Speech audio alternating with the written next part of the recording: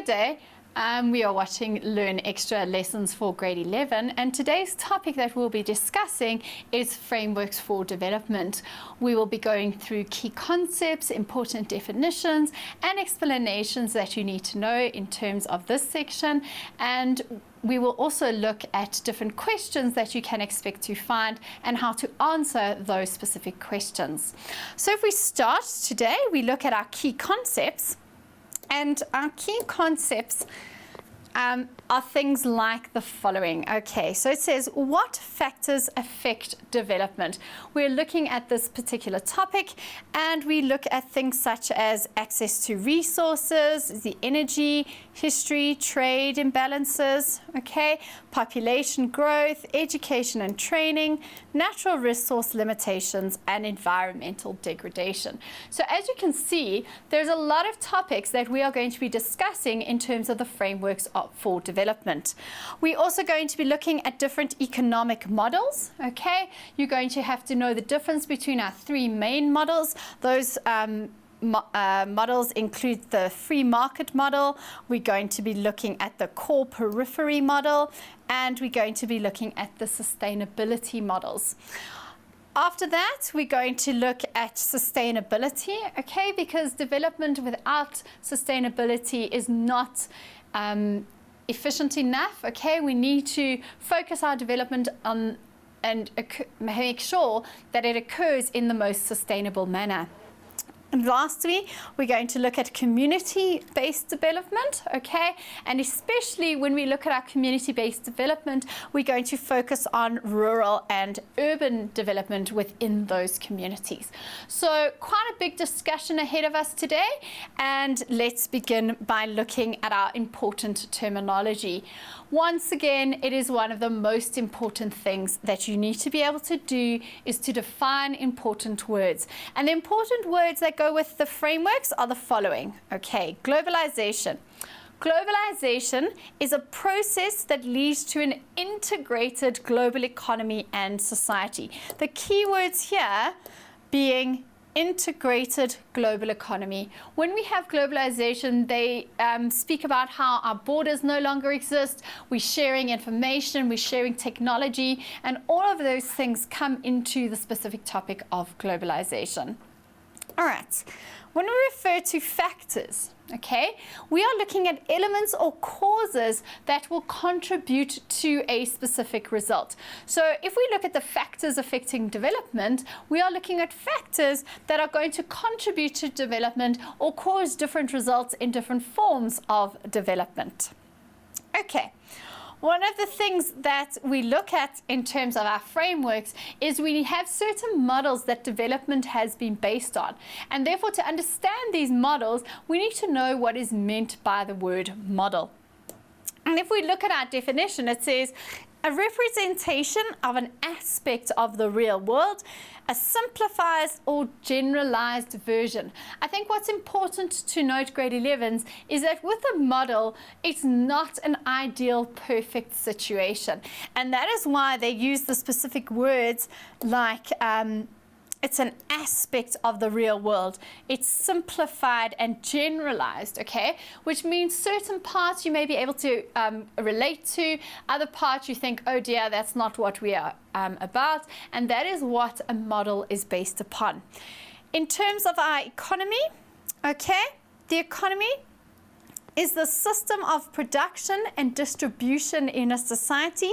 It is made up of 4 sectors: our primary sector, secondary, tertiary, and quaternary.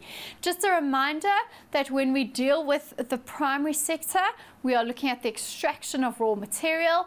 The secondary sector deals with the processing and manufacturing of those raw goods. The tertiary sector involves the provision of services, and the quaternary sector involves research and technology. And all those sectors combined together form what's called the economy. Okay. All right. Now, the reason why we've got a definition for the word core is because one of the models that we are going to study in our frameworks for development is called the core-periphery model. So we need to understand what is meant by this word core to help us get a better understanding of the core-periphery model. And if we look at our definition, Okay, it says for our core, it's an area which has an economic advantage due to high levels of capital, infrastructure, and employment.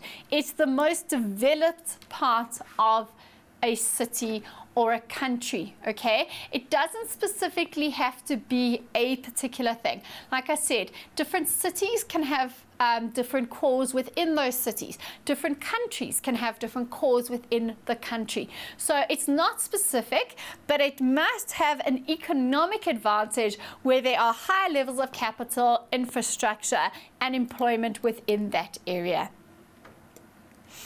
All right, the core-periphery model, that's one of the models that we are going to be studying in today's lesson. It says it's a model that tries to explain where economic development takes place using the concepts of the core and the periphery. I think a bit later on we look at a definition of the periphery, but just in brief, the periphery refers to the outside or what's surrounding the core. So when we refer to the core and periphery model, we're looking at the center part and anything that is surrounding that center part. Our free market model, also known as the ROS Model, okay, is a model that tries to explain development purely based on the economy. Okay, and when we look specifically at this model, we'll look at the different stages that this model believes the economy goes through from growth to where it's reached almost its peak level of development. Okay, so there's our definition of the periphery. We have spoken about that. And the periphery is an area lacking capital, so very opposite to the core, okay? It lacks infrastructure and employment opportunities. It is the less developed area. So a nice question that you should already be imagining in your head is give the differences between the core and the periphery. And these words within the definitions are going to help you to do that. All right. Now we look at sustainable development. Sometime or other in your life, in terms of studying geography, you need to study a definition of sustainable development. You can then take that exact same definition, and anytime sustainable development is mentioned, you can apply that definition. So the one that we've got today, it says any development that can sustain themselves long term. Okay, and do not deplete the natural resources of the area. And this is the whole concept of sustainable development, is that all countries need to have development take place, but that development must be in a sustainable manner. So we encourage development, but we're also trying to now encourage that this development takes place sustainably.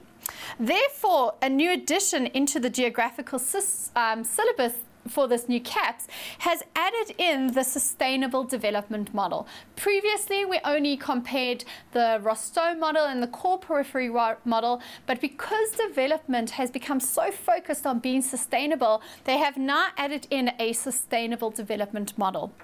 Okay, and that sustainable development model says the following. It says, a model of development that aims to incorporate, sorry, let's just get the right pen here. Okay, it aims to incorporate economic and social development without any harm to the environment. Okay, so any country that is looking to move forward in terms of sustainable development needs to start using the sustainable development model, whereby we take economic development, social development of the people, and we keep the environment in mind without harming it in a negative way. Community-based development, okay? What is meant by that? It's a program designed to improve the quality of life within a specific community. So whether that community is an urban community or if it's a rural community, the aim of this program is to improve the quality of life. And that is what is key. Okay, we want to improve people's quality of life so that effective development can occur. Diffusion, okay? The reason why we need to learn the word diffusion, okay, is because we look at the core-periphery model, and what in general that model says is that development should diffuse from the center core out to the periphery, and that's why it's important to understand this word. So diffusion, moving from an area of high concentration to an area of lower concentration. All right, our last definition is the multiplier effect, okay? And why this is important, it says the following. It says, an increase in economic activity creates a ripple effect within the economy, okay?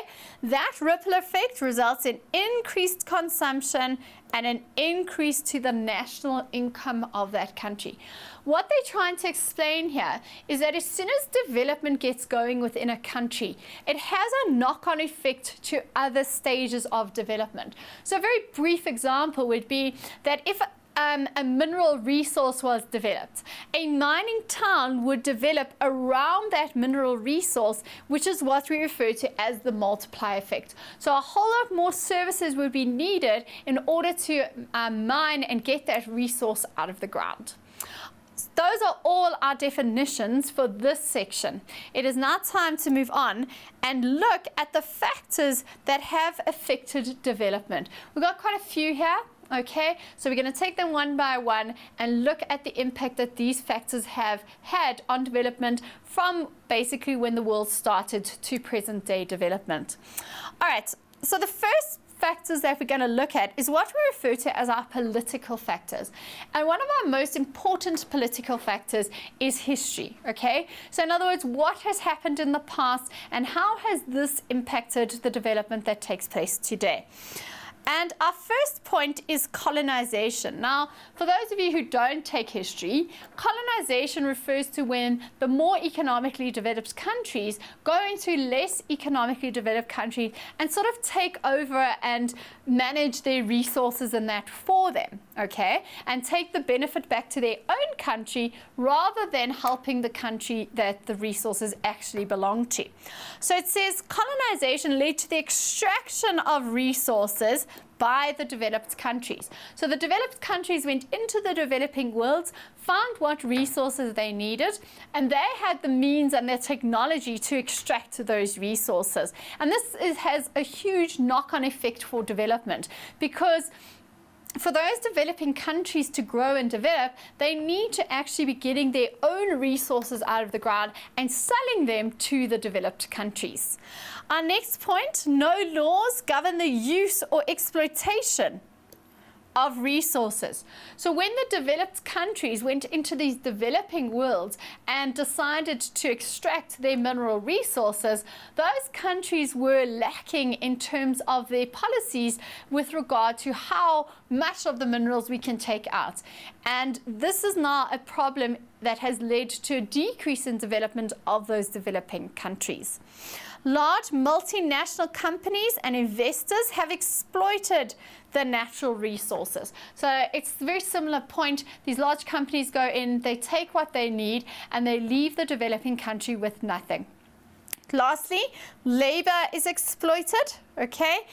And local labor remains unskilled. That's very important, because the more skilled you are in terms of the career that you do, the more salary and that you can obtain. So if these places remain very unskilled, there's no way that they can develop further in terms of the economy. All right, another factor, okay, that we're going to look at is what we refer to as our social factors and how social factors affect development. Our first important social factor is population growth. Anything that you study within geography is based on population growth. It says the world's population is increasing at a rapid rate, and that is not good news for development. The faster our population grows, so too our development in that will also increase, but it's placing tremendous pressure on our resources. This puts pressure on the resources, it actually says that in the second point, such as our wood, water, and soil.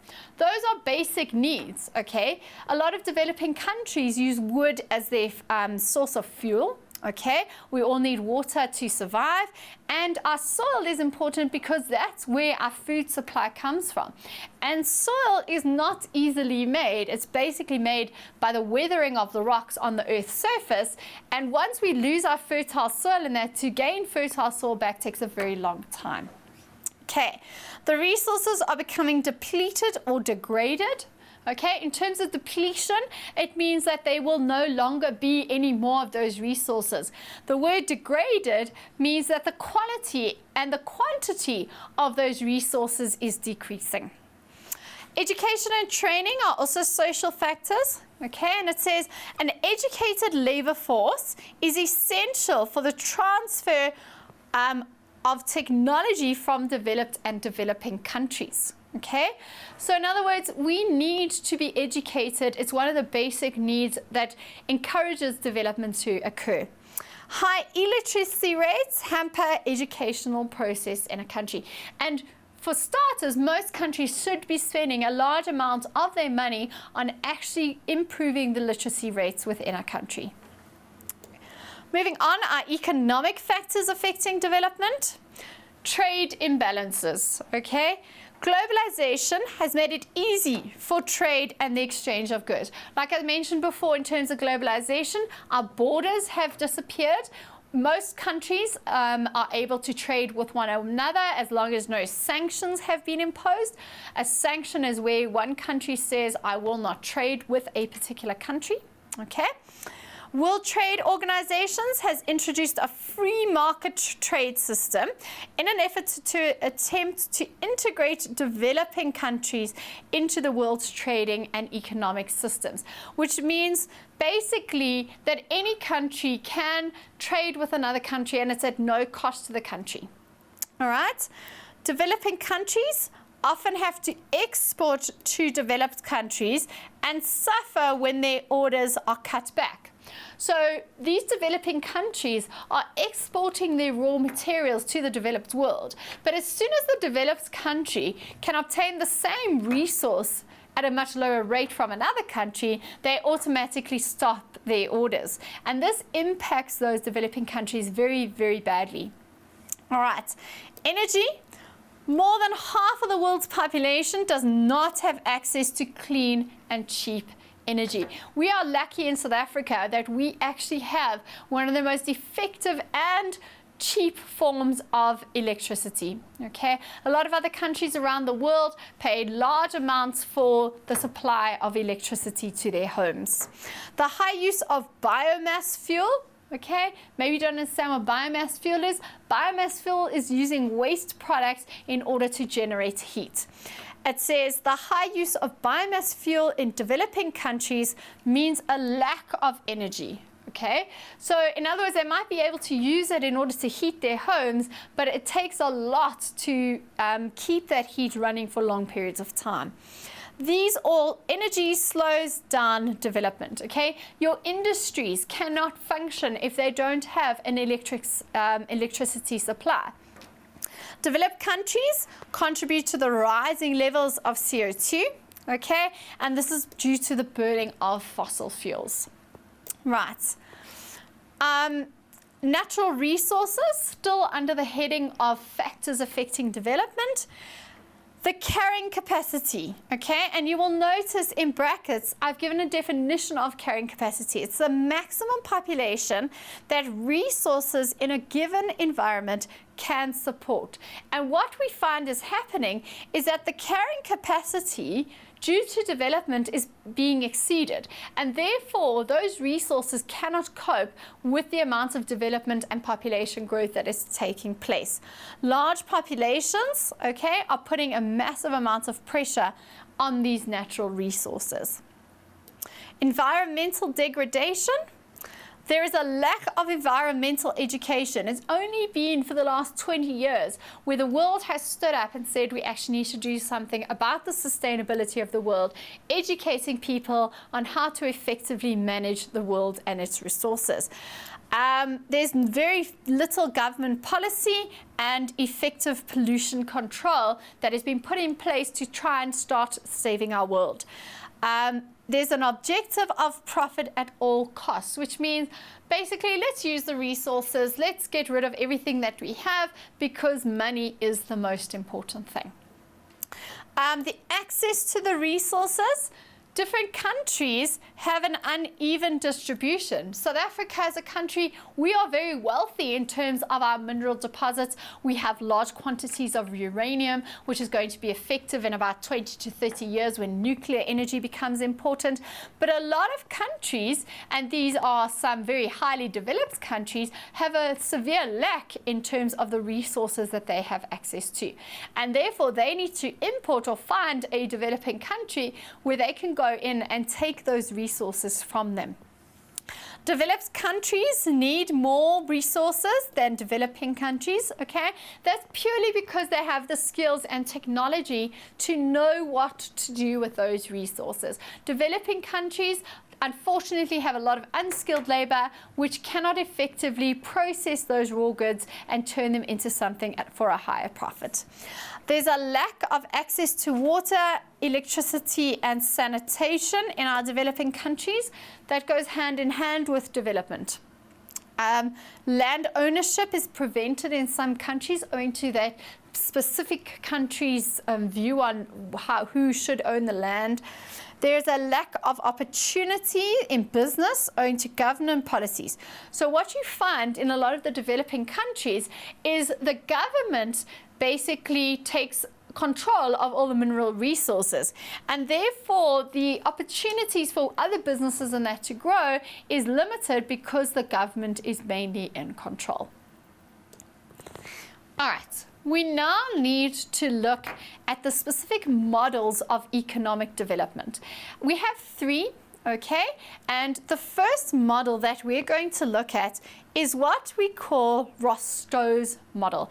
It's also referred to as the free market model, okay? And what's specifically important about this model is it shows that economic development takes place in 5 different stages. So we have 2 different graphs, and if you have different textbooks on that, you will see that these models are identical, they're just represented in different ways. So if we look at the model on the screen now, what you will see is that on the bottom axis over here, which is what we call our x-axis, we are depicting the movement of time, okay? So time from when the economy starts to current day time. And on the y-axis, we are depicting the level of development. So if we start at the bottom or the beginning of ROS model, and the information is a bit later on, but we're just going to go through it briefly. Stage 1 refers to the traditional society. Now, what that means is that most countries begin with an economy that is based on agriculture.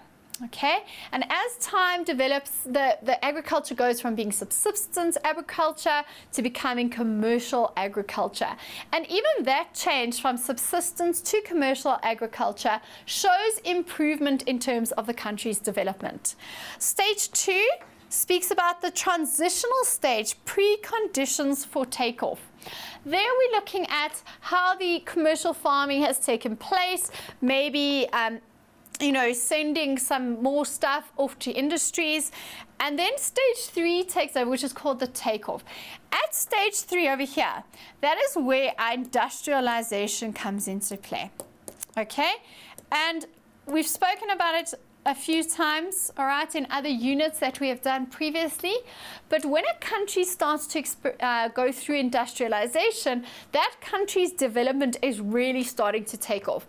And that's why it's related to stage 3, which is called the takeoff stage. By stage 4, drive to maturity, you've got most of the country involved in industrialization, service provision. And then the last stage is called the high mass consumption stage. Here, the country has reached one of the highest levels of development, and as you can see, it has taken a very long period of time. Underneath this picture, we just have another diagram explaining the ROS model again. Like I said, all different textbooks in that will have different images for ROS model. So here it gives a bit more information in terms of what is meant by each stage. If we look at stage 1, it says subsistence, bartering, agriculture. If I barter, okay, what it means to barter is I will give you 2 tomatoes and you give me 2 cucumbers in return. That's what's bartering. It's an exchange of goods where both parties have equal sort of representation in that deal. Stage 2, transitional stage, specialization, surpluses, infrastructure. The surpluses imply commercial farming, which is what I mentioned earlier. Stage 3, takeoff, industrialization, growing investment, regional growth, political changes. Stage 4, diversification, innovation, less reliance on imports. Okay, so in other words, these countries are now producing valuable goods within their own country and they have no need to bring in goods from another country.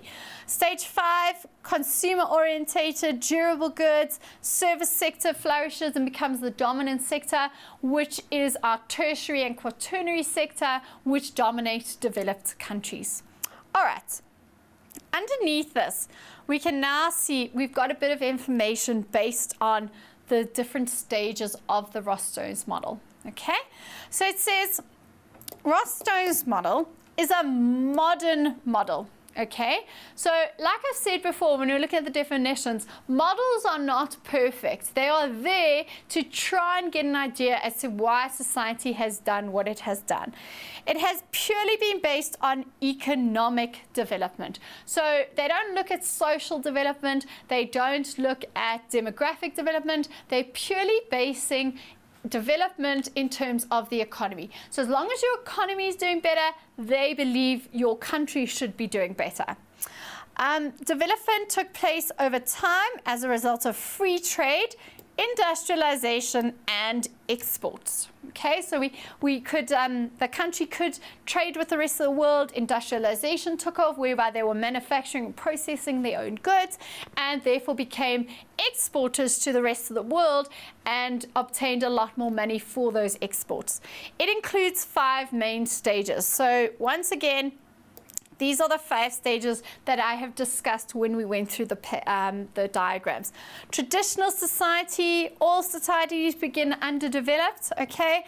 We've mentioned that they focus on subsistence agriculture, okay? There's little technology in those societies, and a balance occurs between the population and the resources. They have no need or no want to actually try and be better.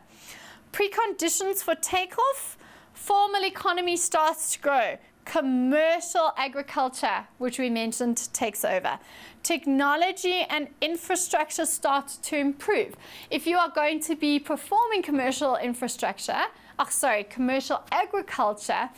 you need to improve your infrastructure. How do you plan on taking the goods from the farm to the rest of the world? And therefore your infrastructure becomes a whole lot better.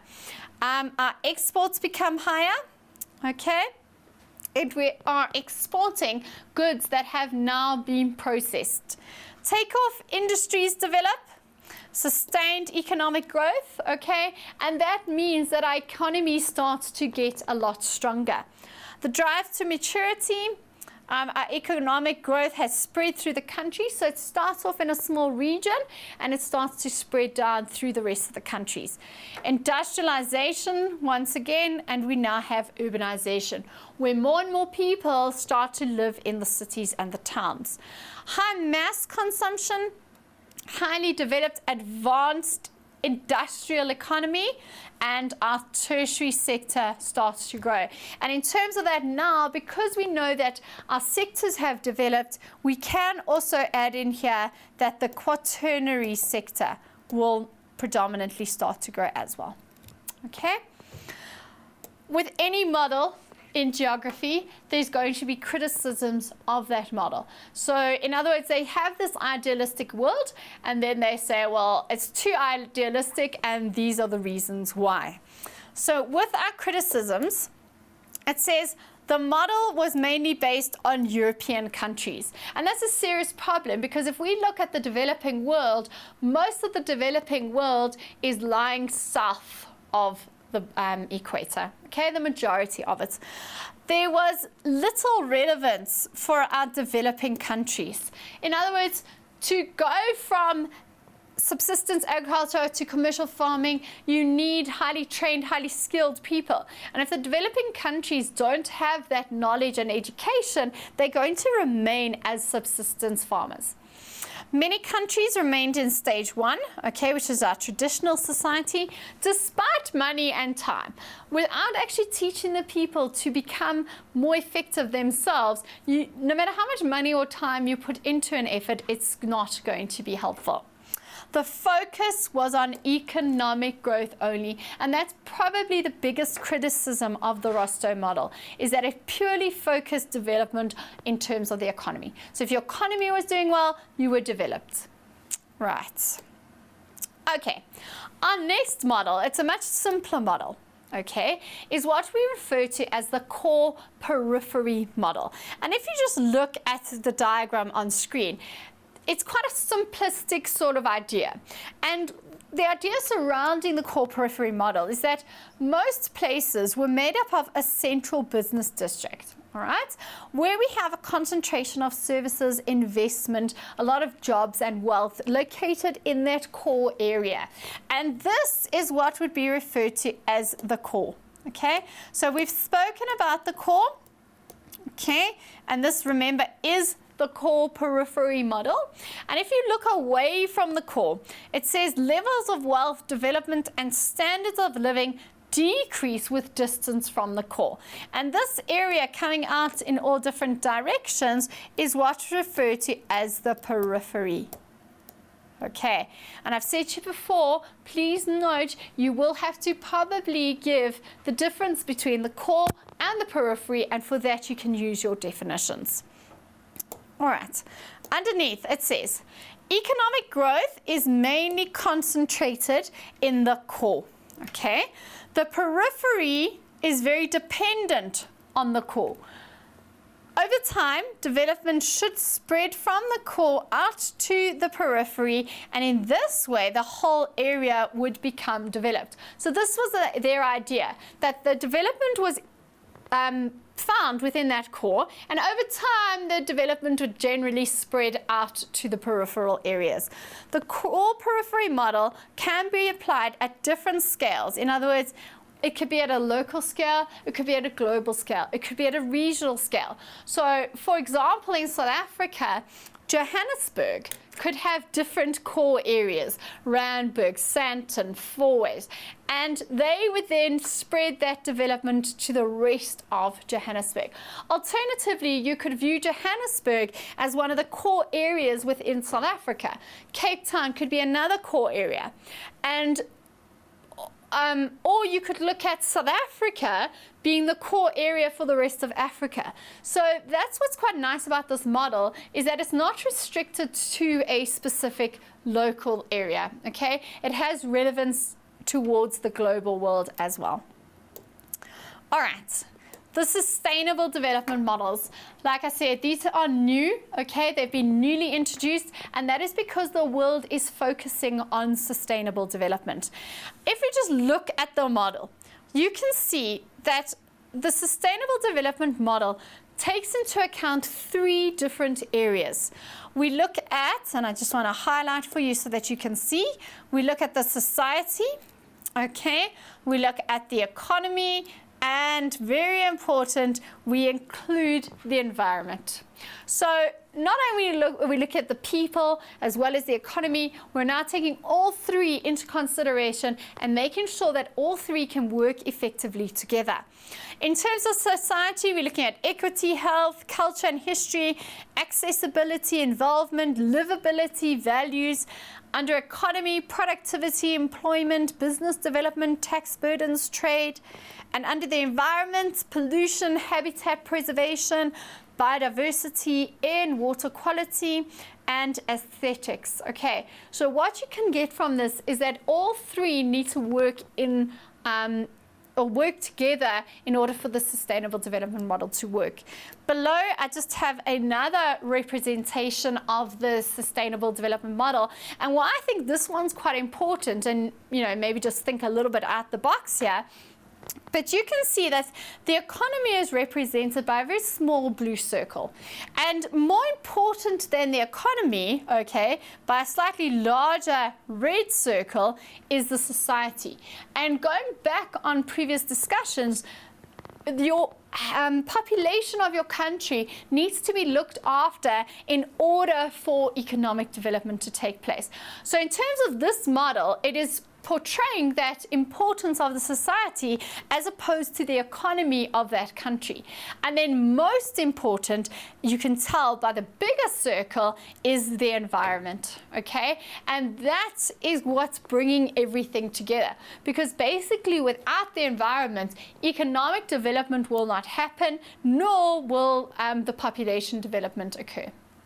All right, so in terms of our notes for the Sustainable Development Model, it says it's the newest type. So even though ROS model is a very modern model, the Sustainable Development Model is the most effective type, okay, and the newest type. They focus on economic, social, and environmental elements in terms of development.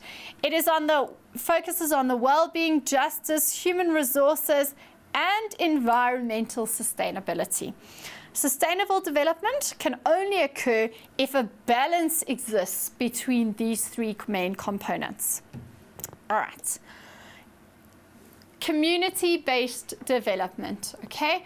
So in other words, we've looked at models that are laid down in terms of this is how development takes place around the world, and now we need to localize our development strategies and look at community-based development. In terms of community-based development, it says there are programs that have been designed to improve the quality of life within specific communities, okay? They take into account local conditions, culture, and history. By involving the community in the planning, execution, and ongoing maintenance of the program, the people are more likely to be involved. So what this community-based program is trying to say is that when we need development to take place, we need to get the community's buy-in so that the development would be sustainable and the people themselves actually become responsible for looking after the development. Community-based development can be divided into rural development as well as urban development. There are different needs for rural populations, and urban populations have their own set of different needs. All right, it is time for us now to go to a commercial break. Okay, after the break, we will be looking at questions that deal with all the information that you've studied. So we'll be looking at the economic models. We will be looking at the important definitions again. Join us after the break.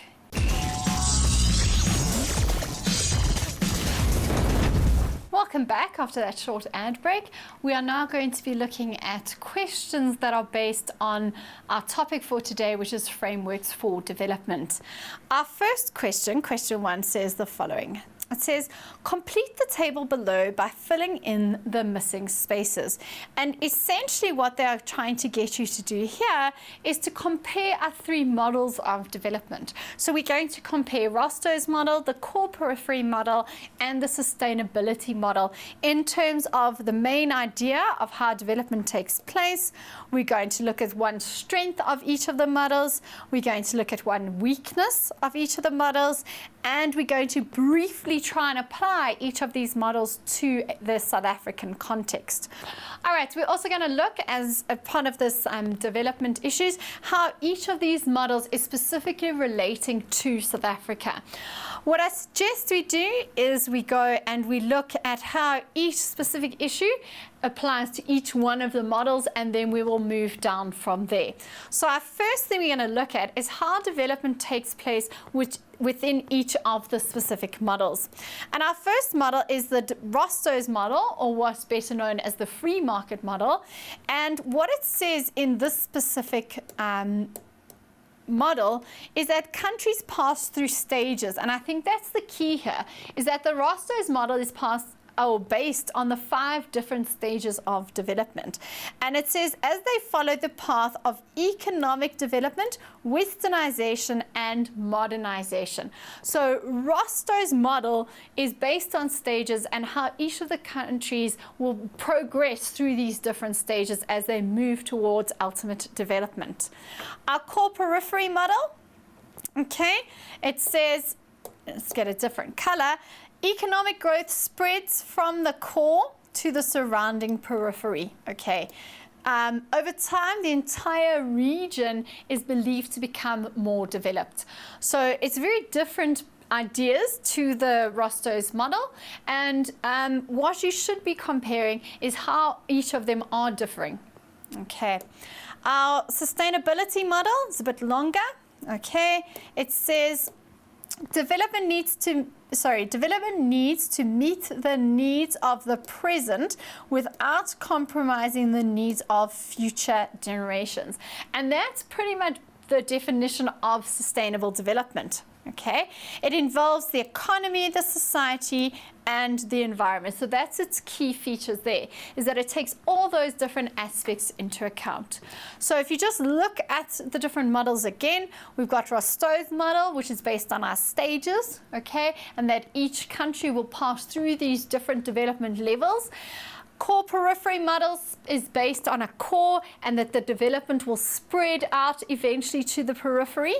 And the sustainability model involves the economy, the society, and the environment, and all those 3 parts working together.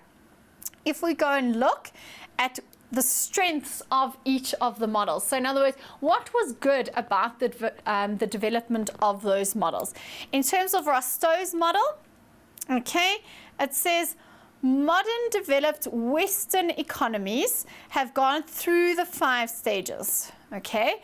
Emphasis was on the economics of the country, and it tries to explain how the countries become developed over time, okay? So it's not saying that development happens overnight, that development is a time process and it takes a long period of time to get there, setting the scene for other countries to follow. So in other words, other countries can look at how a specific country took off and follow in their same path.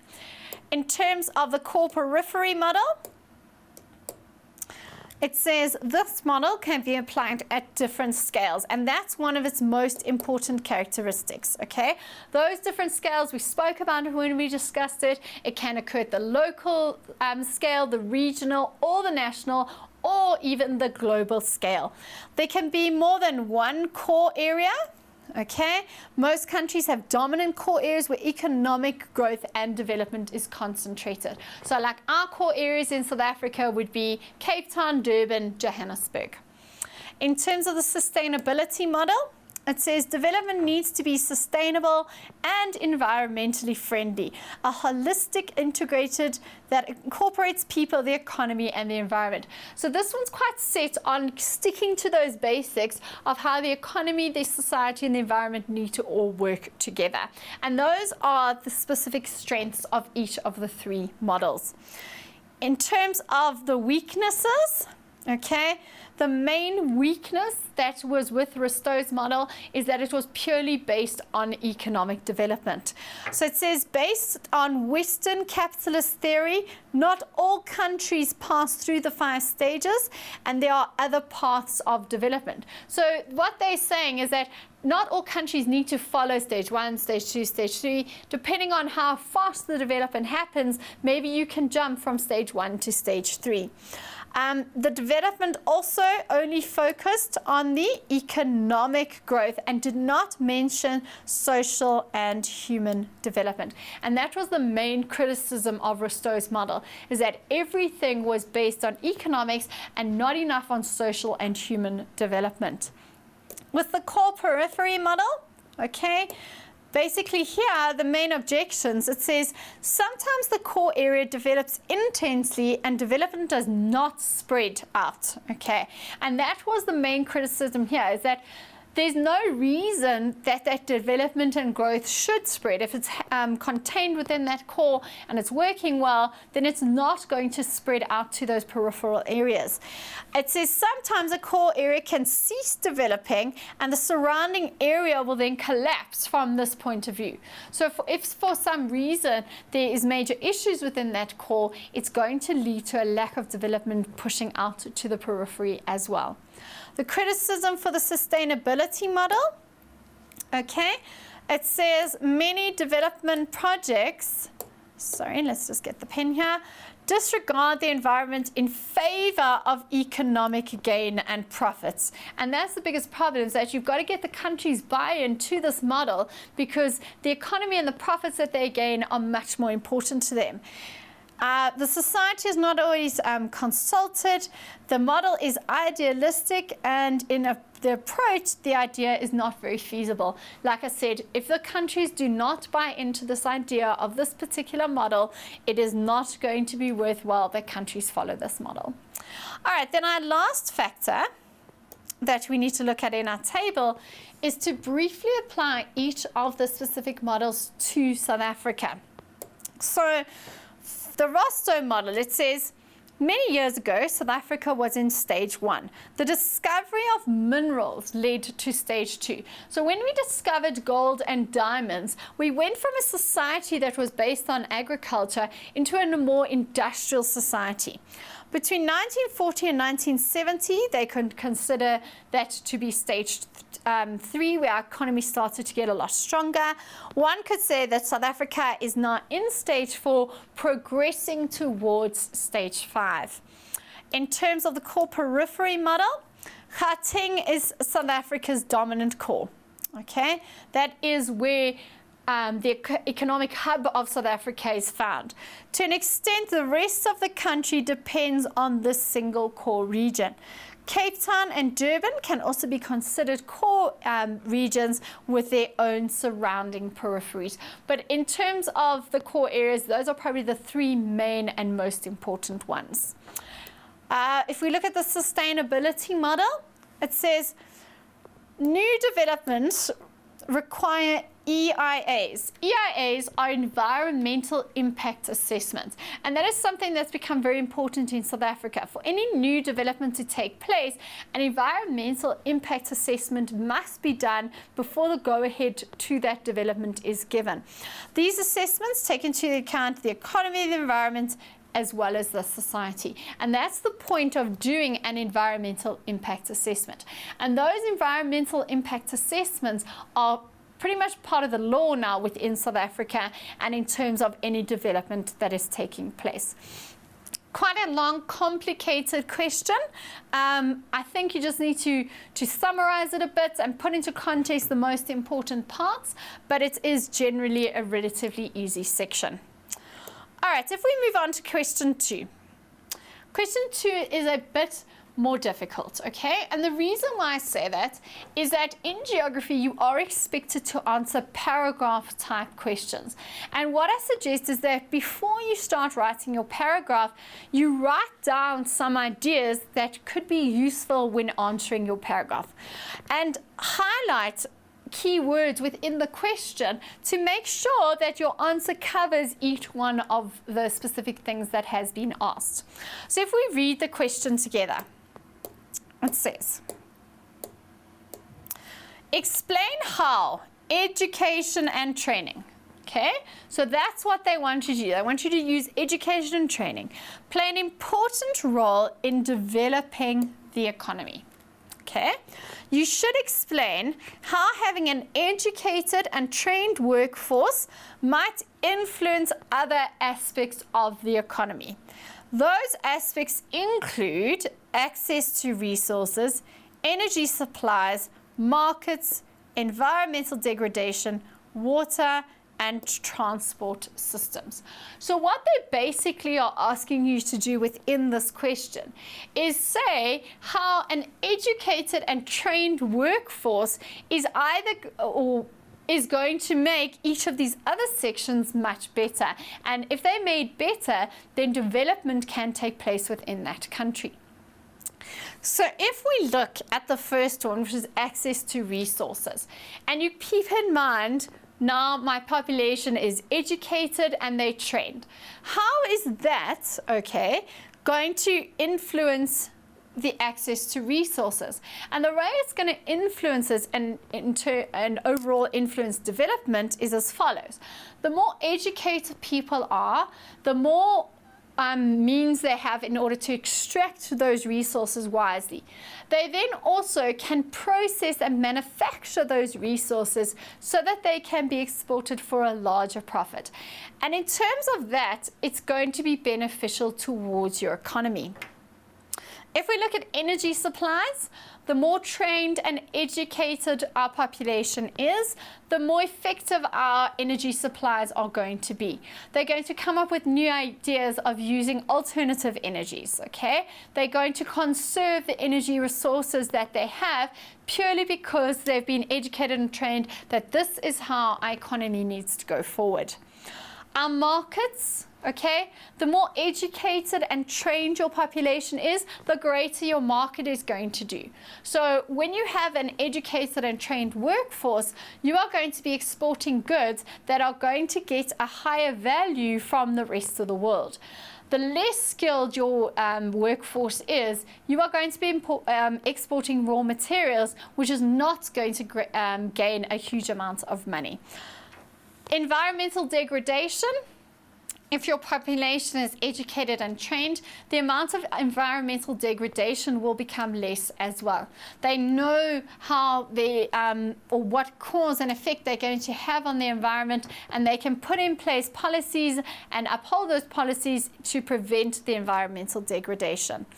In terms of water, the more educated and trained you are, okay, you're going to get water supplies into that country. So if it's a country that is lacking in water resources, educated and trained people will come up with water transfer schemes, thereby bringing in water, especially in terms of industrial use. Industries use a lot of water, and we need these educated and skilled people to bring in that knowledge. Lastly, our transport systems. The more educated and skilled people are, there's kind of two angles here. There'd be less pollution, okay, because they know that the effects that carpooling and that would have on decreasing pollution within the environment. We can also look at upgrading the infrastructure if your people are trained and skilled. So that is kind of how you should be thinking when you need to answer a paragraph question.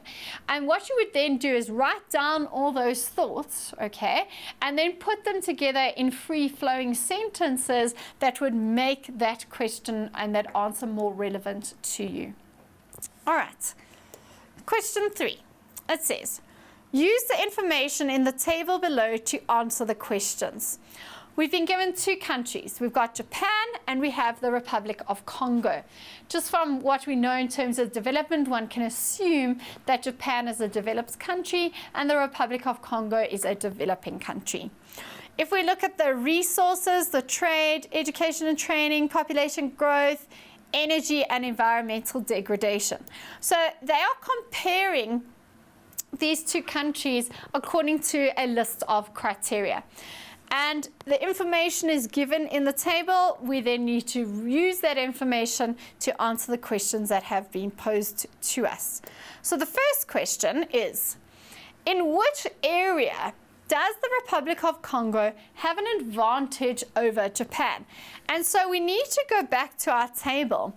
And in terms of the first set of information, that is like basic indicator information. So it's giving us the GDP per capita, the HDI, the Gini coefficients, and really, yes, we can see that there's a difference in that information, but it's purely based on developed versus a developing country.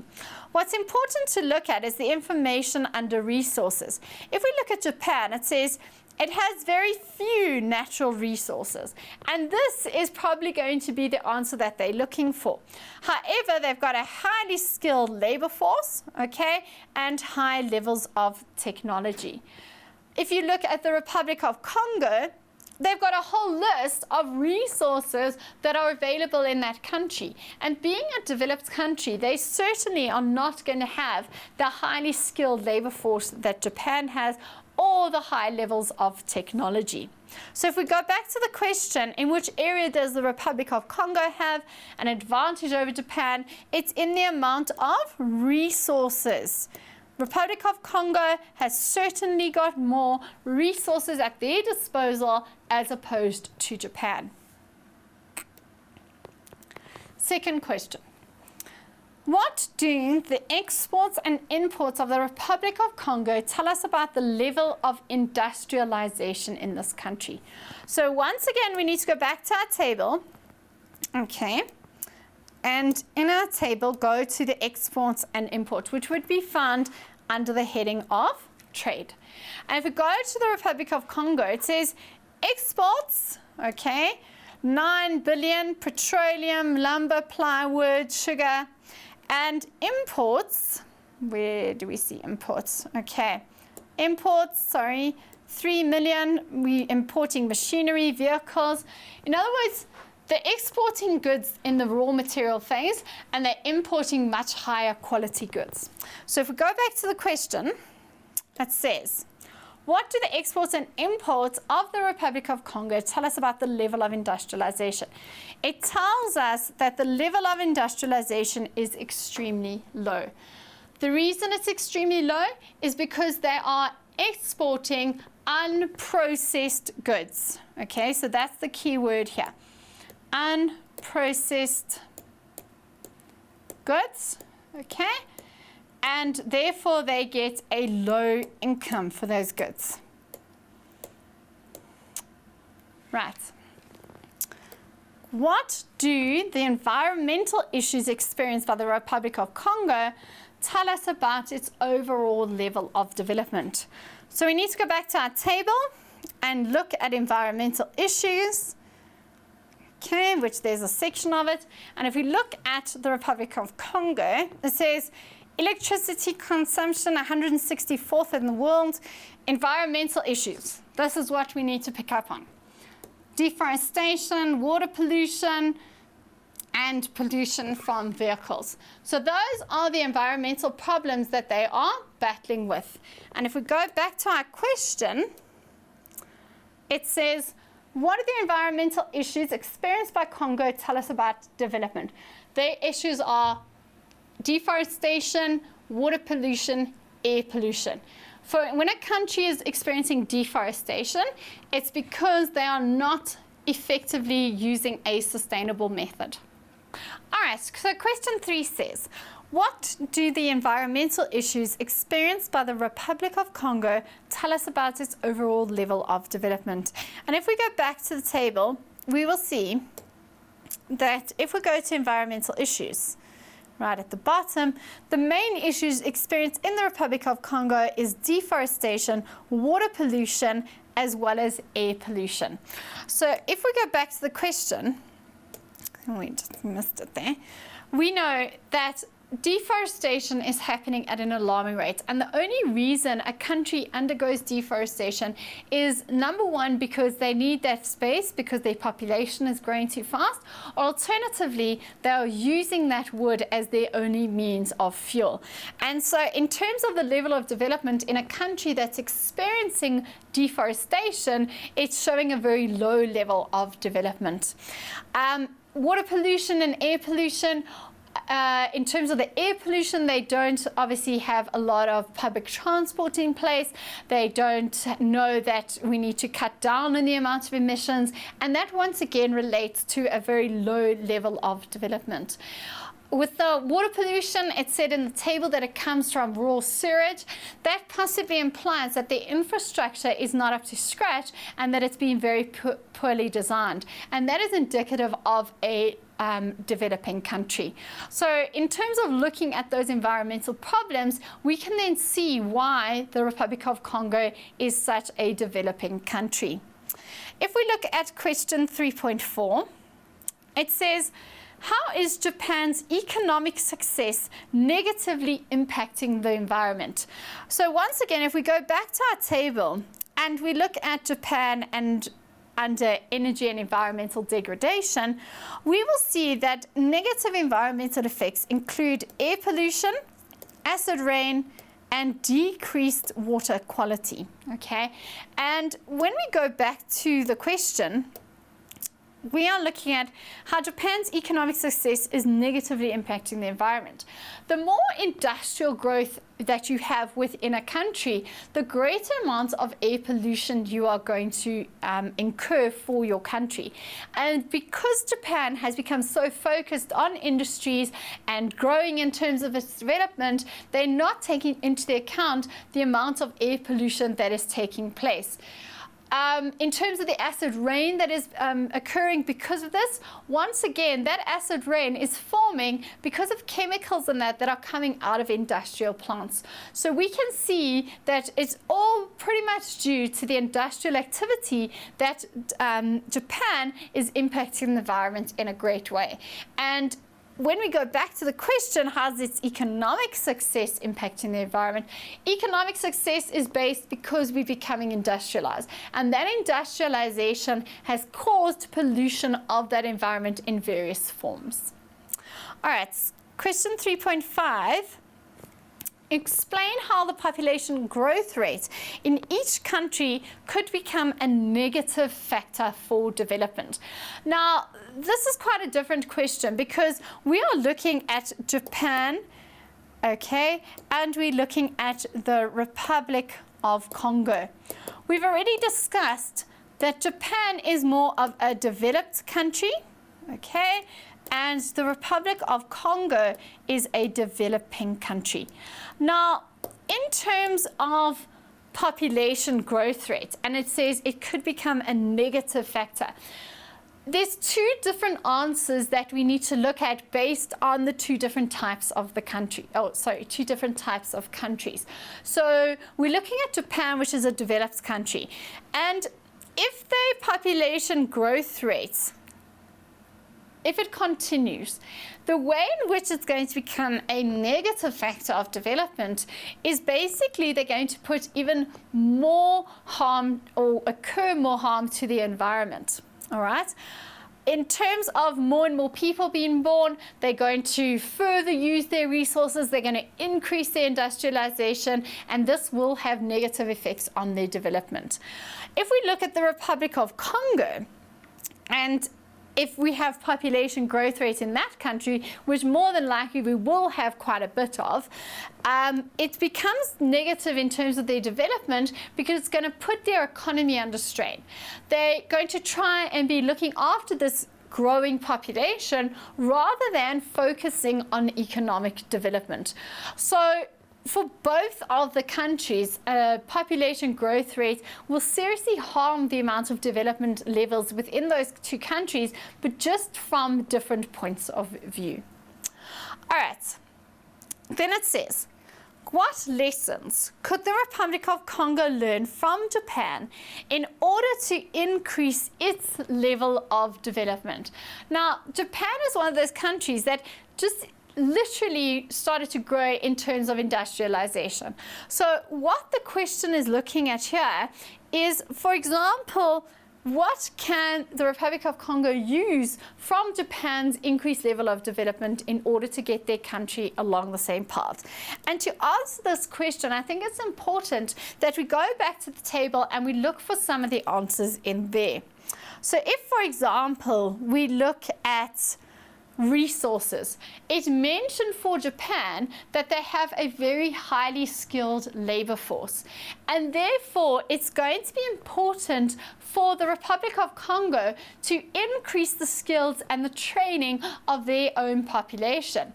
And some other indicators that are given in our table is we've actually got the heading education and training.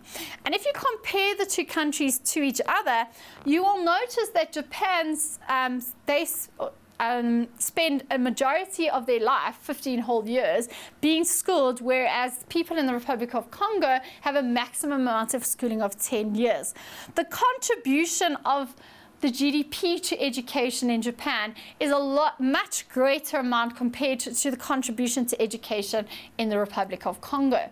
So if we look at figures like that, we can see that the Republic of Congo should take these ideas from Japan, in other words, increase the amount of money spent or increase the amount of money of your GDP on education and training to create a highly skilled workforce.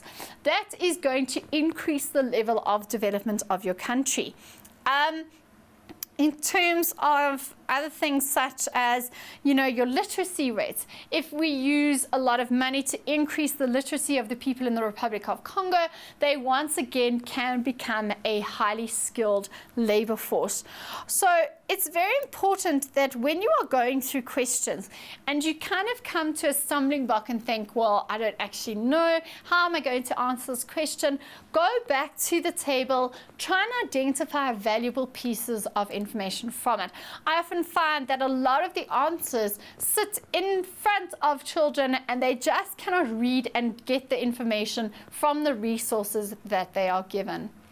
I hope you've enjoyed this section on the frameworks for development.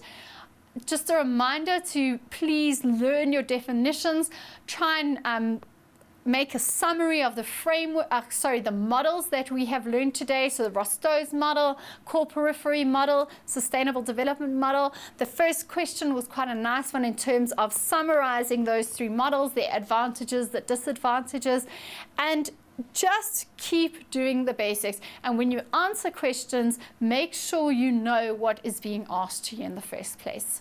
I'd like to thank you for joining us today, and we hope that you will join us for the next couple of lessons on development as well.